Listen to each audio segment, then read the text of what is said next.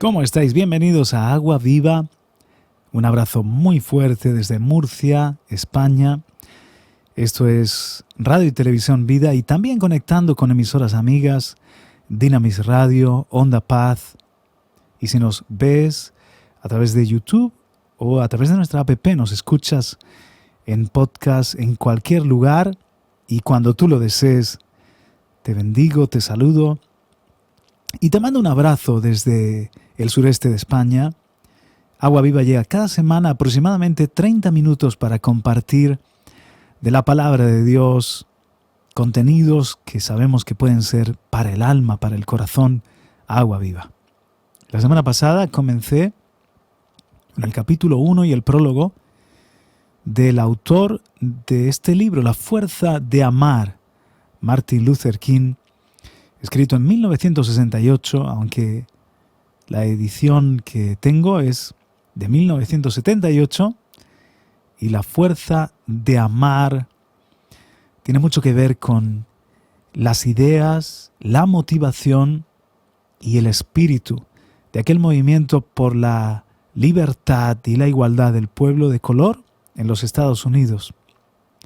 Una lucha no violenta que dio como resultado el acabar con la segregación, lo que quedaba de segregación en Estados Unidos, y uno de los líderes más importantes, sin duda el pastor bautista Martin Luther King, recogió sus sermones en este libro, La fuerza de amar. Vamos por el capítulo 2, Inconformista transformado.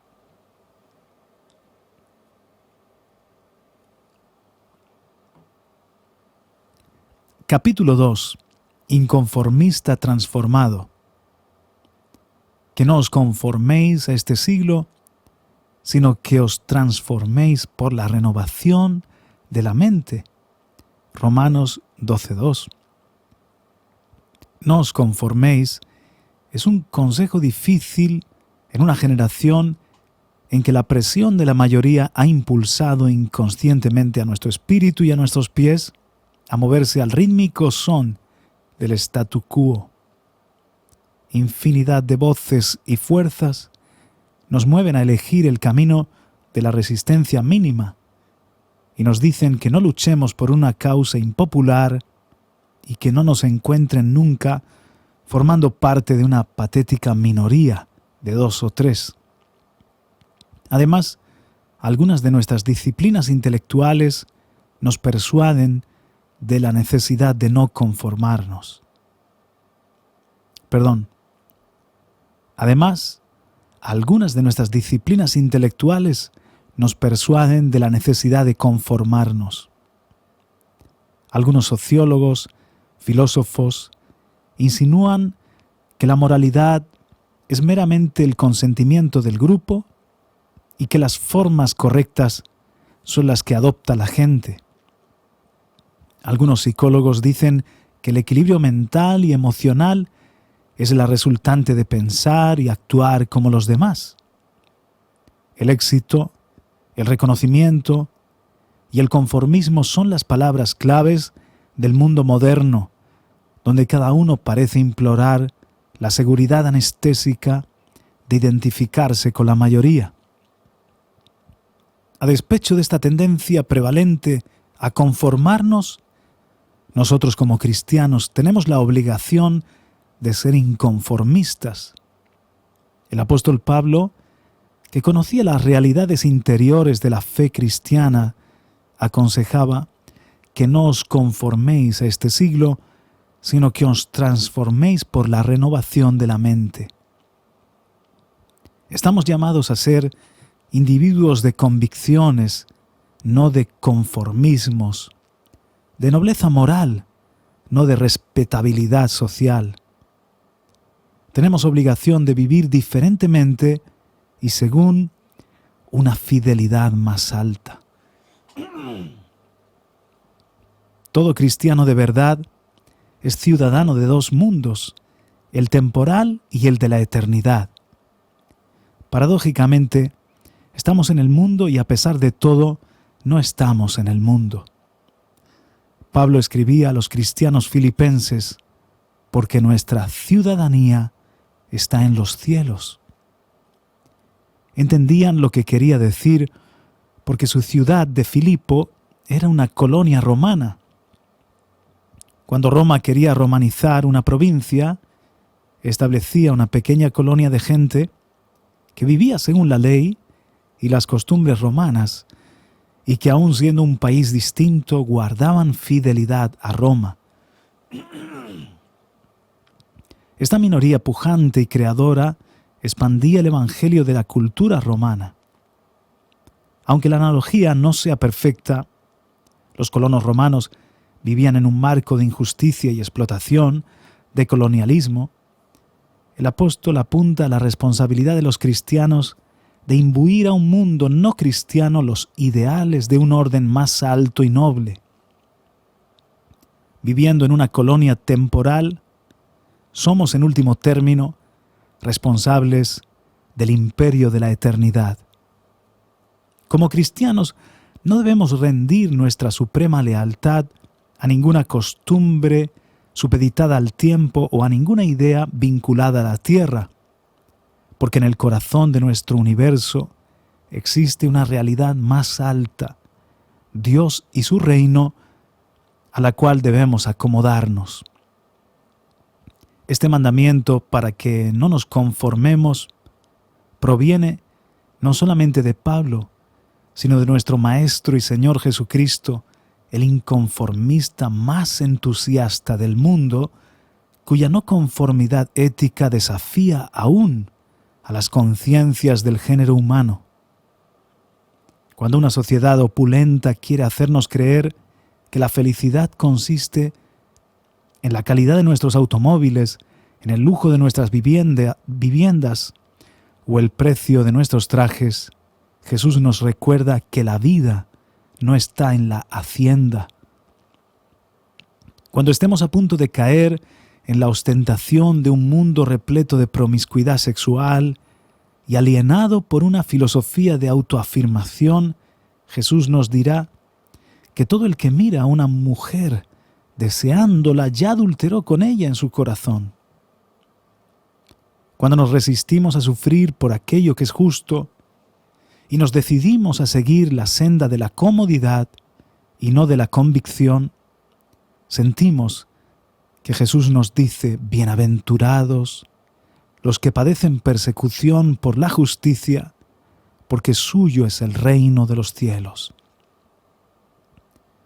Cuando en nuestro orgullo espiritual nos vanagloriamos de haber alcanzado la cima de la excelencia moral, Jesús advierte: los publicanos y las meretrices os preceden en el reino de Dios. Cuando nosotros, por culpa del egoísmo frío y del individualismo arrogante, dejamos de corresponder a las necesidades de los desposeídos, el Maestro dice: ¿cuántas veces hicisteis eso a uno de mis hermanos menores? A mí me lo hicisteis. Cuando dejamos que la estela de la venganza nos invada el corazón de odio para con los enemigos, Jesús enseña: amad a vuestros enemigos y orad por los que os persiguen, haced el bien a los que os odian y orad por los que abusan de vosotros despiadadamente y os persiguen. En todo lugar y en cualquier tiempo, la ética del amor de Jesús es una luz radiante que descubre la fealdad de nuestro estancado conformismo. A pesar de esta exigencia imperativa de vivir en forma diferente, nosotros hemos cultivado una mentalidad de masas y hemos pasado desde el extremo del rudo individualismo al otro extremo, aún peor, del rudo colectivismo. No somos forjadores de historia, estamos hechos por la historia. Otra vez, no somos forjadores de historia, estamos hechos para la historia. Longfellow dice: los hombres en este mundo tienen que ser o martillos o clavos. con lo cual quiere decir que o bien arrolla a la sociedad o es arrollada por ésta. ¿Quién pondrá en duda que la mayor parte de los hombres de hoy están medidos y tallados por el patrón de la mayoría? O para decirlo de otra manera, muchísima gente, y en particular los cristianos, son termómetros que registran o marcan la temperatura de la opinión de la mayoría, no termostatos que transforman y regulan la temperatura de la sociedad. Mucha gente teme sobremanera adoptar una postura que discrepe clara y manifiestamente de la opinión que predomina. La tendencia de muchos de ellos es adoptar un punto de vista tan amplio que lo incluya todo y tan popular que abarque a todo el mundo. Junto a esta proliferación, también sería mejor, junto a esto ha proliferado una desordenada adoración por la grandeza. Vivimos en una época de magnificación en la que los hombres se complacen en lo amplio y en lo grande. Grandes ciudades, grandes edificios, grandes compañías. Este culto a la magnitud ha hecho que muchos tuviesen miedo de sentirse identificados con una idea de minoría. No pocos que acarician elevados y nobles ideales los disimulan por miedo a que los consideren distintos. Muchos blancos, nos dice Martin Luther King, muchos blancos sinceros del sur se oponen en privado a la segregación y a la discriminación, pero sienten aprensión a ser condenados públicamente. Millones de ciudadanos se sienten molestos de que el Consejo Militar Industrial intervenga tan a menudo en la política de la nación, pero no quieren que los tengan por poco patriotas. Innumerables americanos leales creen honradamente que una organización mundial como las Naciones Unidas debería incluir también a la China Roja, pero temen ser considerados simpatizantes del comunismo. Legiones de personas sensatas reconocen que el capitalismo tradicional debe sufrir cambios continuos si es que nuestra riqueza nacional ha de distribuirse más equitativamente, pero temen que sus críticas les hagan parecer antiamericanos. Numerosos jóvenes decentes e íntegros se dejan involucrar en actividades punibles que personalmente no aprueban ni les proporcionan ninguna ventaja porque se avergüenzan de decir que no cuando el grupo dice sí.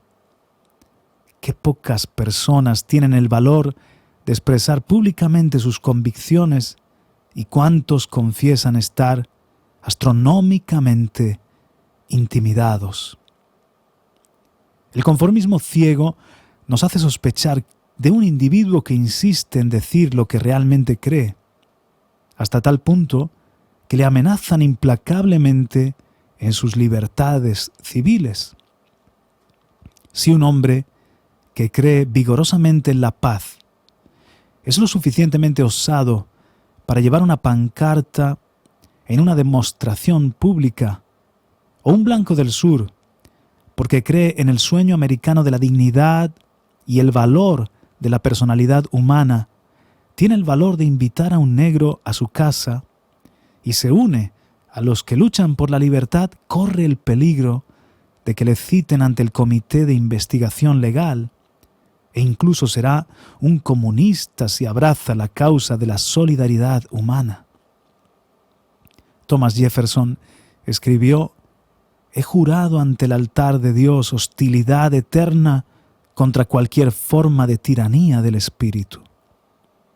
Para el conformista y los modeladores de la mentalidad conformista, esto parecerá seguramente una doctrina peligrosa y muy radical. hemos permitido que la luz del pensamiento independiente y del individualismo se haya hecho tan tenue que si Jefferson escribiera y viviera según estas palabras, ¿sería perseguido y juzgado? Si los americanos permiten que continúe existiendo el control del pensamiento, de los negocios y de la libertad, seguramente acabaremos moviéndonos entre las sombras del fascismo. En ningún lugar es más evidente la trágica tendencia al conformismo que en la Iglesia. Una institución que a menudo ha servido para cristalizar, conservar e incluso bendecir los módulos de la opinión de la mayoría. La sanción ocasional por parte de la Iglesia a la esclavitud, la segregación racial, la guerra y la explotación económica son testimonios de que la Iglesia ha tenido más en cuenta la opinión del mundo que la autoridad de Dios. Llamada a ser la guardiana moral de la comunidad, la Iglesia a veces ha preservado lo inmoral y no ético. Llamada a combatir los males sociales, ha permanecido silenciosa detrás de sus vidrieras. Llamada a guiar a los hombres por el camino de la fraternidad e a invitarlos a superar los estrechos límites de raza y de clase, ha anunciado y practicado el exclusivismo racial. Los predicadores también nos sentimos tentados a practicar el culto incitante del conformismo. Seducidos por los símbolos mundanos del éxito, hemos medido nuestros resultados por la magnitud de nuestra parroquia. Nos hemos convertido en los presentadores de programas que halagan la fantasía y los caprichos de la masa. Predicamos sermones consoladores y evitamos decir algo desde el púlpito que pueda alterar las respetables ideas de los confortables miembros de nuestras feligresías. Habremos sacrificado los ministros del Señor, la verdad en aras del interés propio, y como en Pilato, habrán claudicado nuestras convicciones ante las exigencias de las turbas. Debemos recobrar la llama evangélica de los antiguos cristianos, que eran inconformistas en el más puro sentido de la palabra y se negaron a acomodar su testimonio a los puntos de vista de su época. Sacrificaban de buen grado fama, fortuna e incluso la vida por una causa que sabían era recta. Pequeños en número, fueron gigantes por su calidad. Su poderoso evangelio puso fin a los males bárbaros del infanticidio y de las luchas sangrientas de los gladiadores, y por fin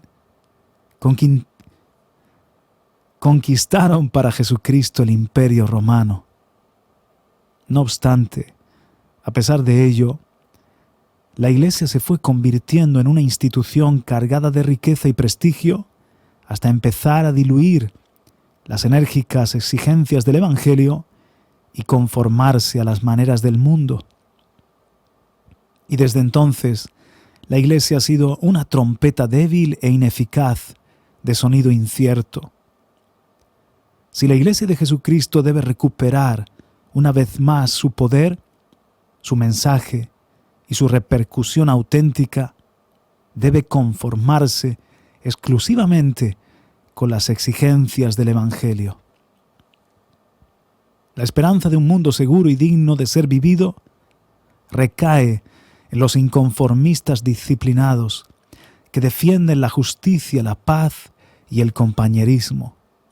Los pioneros de la libertad humana, académica, científica y religiosa han sido siempre inconformistas. En cualquier causa relacionada con el progreso de la humanidad, depositad vuestra fe en el inconformismo. Emerson, en su ensayo Confianza en sí mismo, escribió: el que quiera ser hombre debe ser inconformista.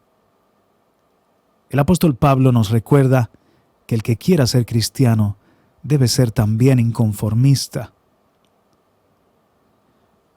Cualquier cristiano que acepte ciegamente las opiniones de la mayoría y siga tímido y amedrentado un camino de oportunismo y de aprobación social es un esclavo mental y espiritual. Grabad bien en vuestras mentes estas palabras salidas de la pluma de James Russell Lowell. Son esclavos los que temen hablar en favor de los caídos y de los débiles. Son esclavos los que se niegan a elegir el odio, la mofa y la injuria y prefieren esconderse en silencio ante una verdad que les conviene. Son esclavos los que se niegan a escoger el derecho que defienden los otros. Palabras extraídas de Canto sobre la libertad de James Russell Lowell. No obstante, cabe que el inconformismo no sea del todo bueno y que a veces carezca de poder transformador o redentor. La inconformidad per se no tiene ningún valor de salvación y puede representar en algunas circunstancias casi poco más que una forma de exhibicionismo. Pablo, en la última mitad del texto, ofrece una fórmula para el inconformismo constructivo: transformaos por la renovación de la mente. El inconformismo es creador cuando está controlado y dirigido por una vida transformada, y es constructivo cuando abraza una perspectiva mental.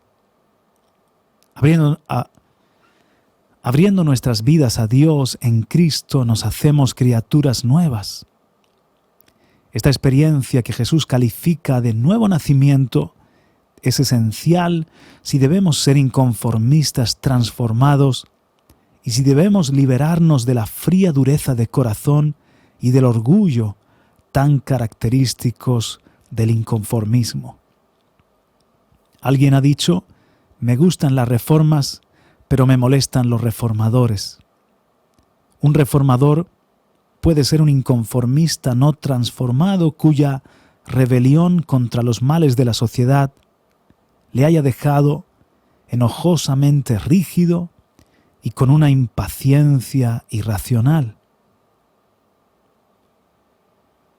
Solo por una transformación espiritual interna adquirimos la fuerza para combatir vigorosamente los males del mundo con espíritu amoroso y humilde. El inconformista transformado no cede ante la paciencia pasiva, que es una excusa para no hacer nada, y su misma transformación le evita pronunciar palabras irresponsables que separan sin reconciliar, y juicios apresurados que son ciegos ante la necesidad del progreso social. Reconoce que el cambio social no se producirá de repente, pero trabaja como si fuera una posibilidad inminente. En estos momentos históricos es necesario un grupo unido de inconformistas transformados. Nuestro planeta se balancea sobre la cuerda de la aniquilación atómica. Las pasiones peligrosas del orgullo, el odio y el egoísmo se han entronizado en nuestras vidas. La verdad está postrada en las accidentadas colinas de los calvarios innominados, y los hombres rinden culto a los falsos dioses del nacionalismo y del materialismo. La salvación de nuestro mundo llegará no por la adaptación complaciente de la mayoría conformista, sino por la inadaptación creadora de una minoría inconformista. Otra vez, la salvación de nuestro mundo de la catástrofe llegará no por la adaptación complaciente de la mayoría conformista, sino por la inadaptación creadora de una minoría inconformista. Hace algunos años el profesor Bixler nos recordaba el peligro de sobreestimar la vida equilibrada. Todos buscan apasionadamente el equilibrio. Naturalmente, debemos ser equilibrados si queremos evitar las personalidades neuróticas y esquizofrénicas. Pero existen cosas en este mundo ante las que los hombres de buena voluntad deben declarar que no coinciden. Confieso que nunca intento adaptarme a los males de la segregación y a los efectos entorpecedores de la discriminación, a la degeneración mortal de la falsedad religiosa y a los efectos corrosivos del sectarismo estrecho, a las condiciones económicas que arrebatan al hombre el trabajo y el alimento, ni a las locuras del militarismo y los defectos autodestructores de la violencia física. La salvación humana sigue en manos de los creadores inadaptados. Hoy necesitamos hombres inadaptados como Mesac, Sadrach y Abednego, quienes cuando el rey Nabucodonosor les ordenaba postrarse ante una imagen de oro, contestaron en términos inequívocos: pues nuestro Dios, al que adoramos, puede liberarnos del horno encendido y nos librará. Y si no quisiere, sabe, oh rey, que no adoraremos a tus dioses. Como Thomas Jefferson, que en una época en la que se aceptaba la esclavitud escribió: creemos que estas verdades son evidentes, que todos los hombres son iguales, que han sido provistos por su Creador de ciertos derechos inalienables, que entre estos figuran la vida, la libertad y la consecución de la felicidad. Como Abraham Lincoln, que tuvo la sabiduría de discernir que esta nación no podría sobrevivir mitad esclava y mitad libre. Y por encima de todo, como nuestro Señor,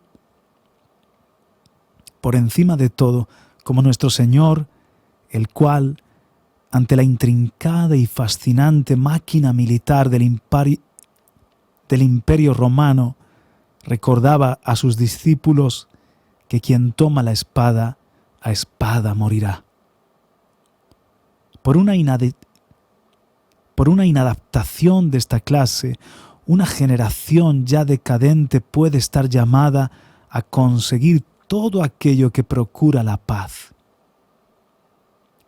La honradez me impulsa a admitir que el inconformismo transformado, que es siempre costoso y nunca llega a ser del todo aceptable, puede llevar aparejado el caminar por el oscuro valle del sufrimiento, perder una colocación o que una hija de 6 años os pregunte: papá, ¿por qué tienes que ir tantas veces a la cárcel? Pero nos equivocamos gravemente si creemos que el cristianismo nos protege del dolor y de las tribulaciones de la existencia mortal. El cristianismo siempre ha insistido en que la cruz que soportamos precede a la corona que llevaremos. Para ser cristianos, debemos aceptar esta cruz con todas las dificultades que comporta, con su contenido angustioso y trágico, y llevarla hasta que la tengamos marcada en la carne y nos redima de aquella excelentísima forma que solo se da en el sufrimiento. En estos tiempos de confusión mundial, existe una imperiosa necesidad de hombres y mujeres que quieran entablar valerosamente la lucha por la verdad. Necesitamos cristianos que se hagan eco de las palabras de Juan Bunyan a su carcelero cuando al cabo de 12 años en prisión le prometieron la libertad si accedía a dejar de predicar. Esto fue lo que dijo: pero si no me queda otra salida que convertir mi conciencia en un cuchillo y una carnicería continua, o que sacándome los ojos me confíe a la dirección de un ciego, como me figuro desean algunos. He determinado sufrir esperando que Dios Todopoderoso me proteja si la frágil vida continúa, hasta que la hierba cubra mis párpados, antes que violar de esta forma mi fe y mis principios. Debemos adoptar una decisión. ¿Continuaremos marcando el paso al son del conformismo y de la respetabilidad? ¿O al escuchar el retumbo de un tambor más lejano, cambiaremos el paso? ¿Seguiremos solo la música del tiempo? ¿O nos arriesgaremos, a pesar de las posibles críticas y burlas, a caminar según la música salvadora de la eternidad?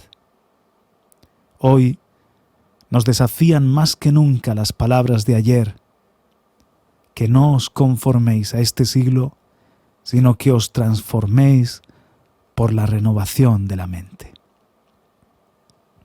Y así termina el segundo capítulo de este libro de Martin Luther King, La fuerza de amar, que tenía como título Inconformista transformado, basado en Romanos capítulo 12, versículo 2. Este líder, cristiano, pastor bautista y líder de la comunidad morena, acabó asesinado.